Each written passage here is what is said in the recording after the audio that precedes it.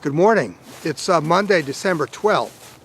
At the council meeting in Anchorage over the weekend, which I attended, one of the most interesting discussions was the day-long discussion on Friday about whether to adjust the pollock TAC below the recommendations of the Scientific and Statistical Committee. The basic facts are these. The pollock biomass is about 1.5 times its average level, very healthy, but last year it was seen as being 2 times the average level.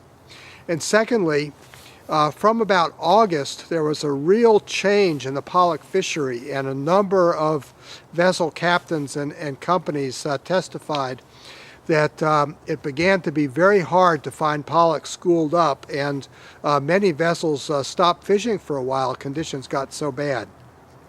And so as a result, pollock was left in the water, and much of what they were fishing on was very small fish. So this led Trident Seafoods and Unisea, and also a number of the inshore vessel captains, to go to the council and ask that they be more cautious than the Scientific and Statistical Committee recommended in setting the pollock quota. What happened at the council was a kind of replication of the inshore-offshore split, with American Seafoods and the CDQ groups that own the catcher processors saying that there was no need to do this, and in fact cutting out approximately 100,000 tons of pollock from the TAC would represent a loss of about $150 million at first product value.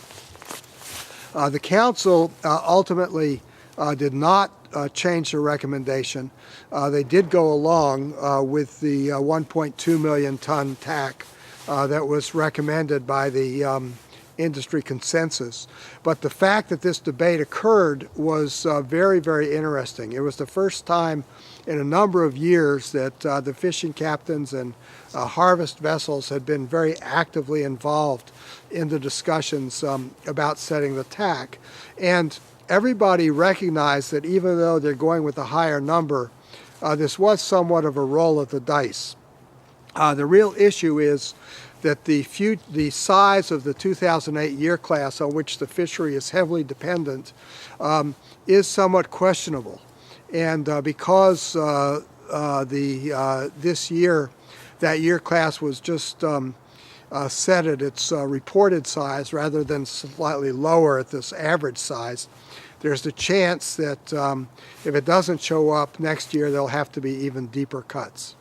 So the news for pollock was really unsettling at the council meeting, because instead of a sort of long-term stability with steadily more healthy stock sizes and a future where catches would be in their relatively high level for the foreseeable future, that's all now called into question.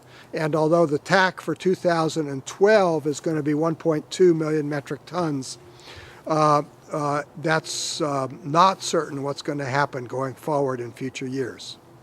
In Lexington, Mass., this is John Sackton.